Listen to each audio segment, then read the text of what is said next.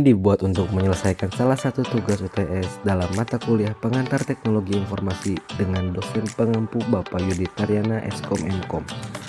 Kami dari kelompok 5 terdiri dari 4 anggota kelompok yang masing-masing bekerja sama dalam memenuhi tugas dengan judul materi IP address dan subnetting.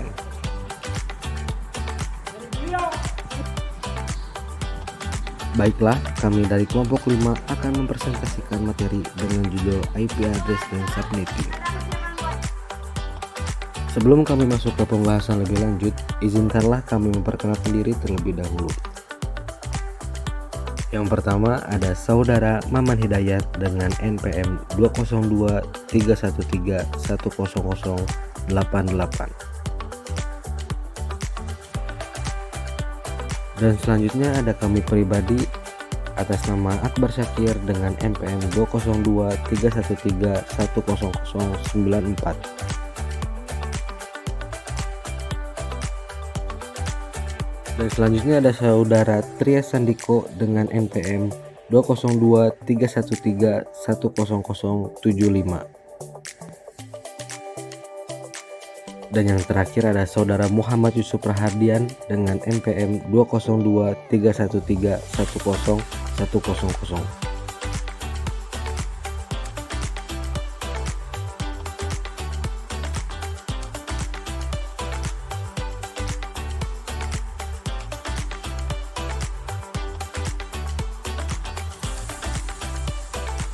IP address yang akan menjadi internet protokol adalah rangkaian yang unik dan memberikan kepada setiap perangkat yang terhubung jaringan komputer yang menggunakan protokol internet untuk komunikasi. IP address digunakan untuk mengidentifikasi dan lokalisasi perangkat dalam jaringan.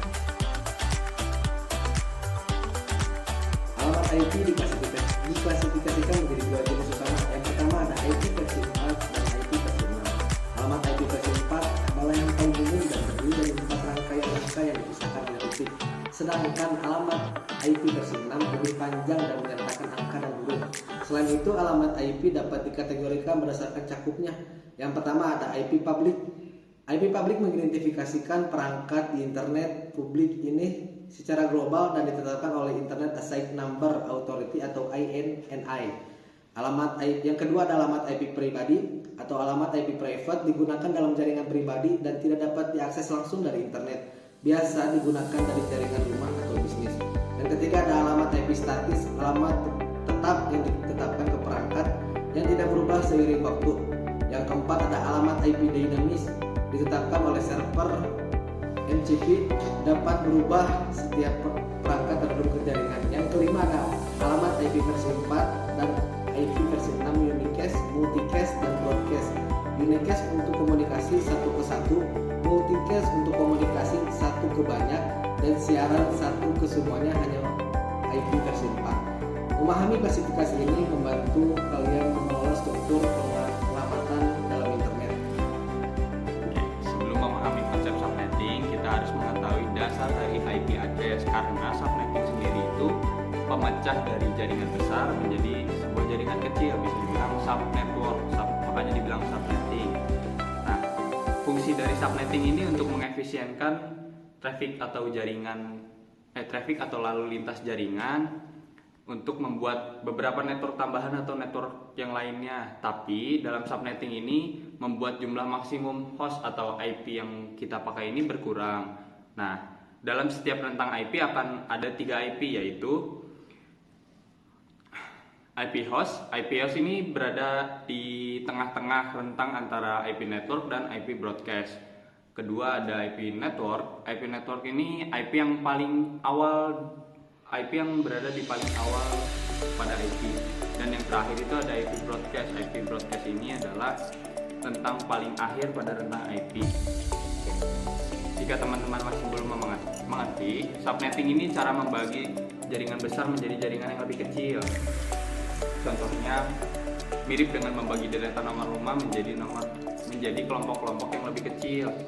Bayangkan sebuah rumah dalam jalanan memiliki nomor berturut-turut seperti 1 sampai 10. Nah, sekarang bayangkan bahwa seorang kepala lingkungan seperti RT yang mengatur beberapa rumah dalam kelompok-kelompok. Nah, RT ini bisa dibilang netmas, dan dia memberitahu rumah-rumah dalam kelompok apa aja yang boleh dilakukan dan yang tidak boleh dilakukan, seperti berbicara satu sama lain, apa yang mereka tidak boleh lakukan, dan lain-lain. Jadi dia tuh mengumumkan berita ke seluruh kelompok gitu. Alamat jaringan ini seperti alamat rumah RT yang memberitahu kita di mana rumah atau kelompok rumah dimulai. Misalnya alamat jaringan menjadi 172.16.1.0. Broadcast address ini seperti pengeras suara yang digunakan oleh RT untuk mengumumkan sesuatu kepada seluruh kelompok. Semua rumah dalam kelompok akan mendengar broadcast dari alamat yang diberikan, yaitu 172.16.1.255. Oke, makasih. Tentu subnetting ini memiliki keuntungan dan kekurangan. Keuntungan yang pertama itu mengurangi jumlah siaran yang dikirim dalam jaringan. Jadi ini tuh membantu jaringan mengoptimalkan lalu lintas dan meningkatkan efisiensi. Yang kedua, ada menangani keterbatasan dalam jaringan area lokal atau LAN, khususnya dalam jumlah pos maksimum yang diperbolehkan. Yang ketiga, ada akses jarak yang jauh dan aman, memungkinkan koneksi ke jaringan kerja dari jauh tanpa perlu membuka seluruh jaringan. Itu meningkatkan fleksibilitas dan keamanan. Yang keempat, ada keamanan, melindungi satu subnet atau bagian jaringan dari akses yang tidak diinginkan oleh subnet atau departemen lain, mengurangi resiko intrusi atau akses yang tidak sah. Selanjutnya, jaringan meningkatkan fleksibilitas itu kan tadi yang ketiga. Nah, yang terakhir ini pemeliharaan jaringan menjadi lebih sederhana, terutama pada skala yang lebih kecil. Oke, sesudah itu subnetting ini juga memiliki kekurangan, teman-teman. Jadi kekurangannya itu meningkatkan kompleksitas dalam waktu belajar pemrosesan komunikasi antar jaringan. Jadi ini tuh lumayan agak rumit ya, karena kita harus belajar dari IP address dan memahami betul-betul konsep dari IP address itu. Yang kedua, ada memerlukan langkah tambahan seperti menentukan subnet yang sesuai, yang menambah overhead dan latency. Dan yang terakhir itu manajemen konfigurasi menjadi lebih rumit, terutama saat terjadi perubahan atau penambahan konsep subnet. Subnetting ini bisa dibilang sulit dipahami oleh orang awam yang kurang berpengalaman dalam bidang manajemen jaringan atau menyulitkan pengaturan dalam pemecahan masalah. Sekian, terima kasih. Baru. Baik, di sini saya akan menjelaskan tentang subnetting. Yang dimana subnetting ini menjadi tahapan. Yang pertama adalah menentukan subnet, menentukan jumlah subnet, menentukan subnet, dan yang terakhir adalah menentukan yang valid. Di sini saya mengambil contoh IP di 192.168.1.2. Yang dimana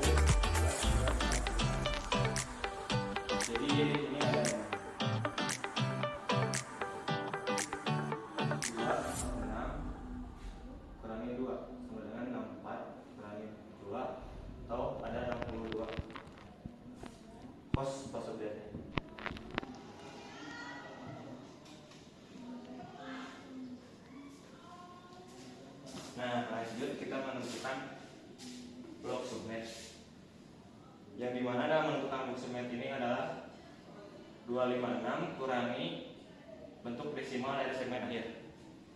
Nah, bentuk desimal dari segmen akhir ini adalah 19. Jadi kita lakukan aja 256 kurangi 19 sama dengan 64. Jadi ada 64 belum subset. Lanjut ke tahapan yang akhir adalah menentukan alamat host dan berbagai segmen. Nah, untuk menentukan alamat host ini adalah sebuah masalah subnet. Di sini kita mengambil contoh subnet 192.168. Nah, jadi siapa subnet satu angka setelah subnet ini jadi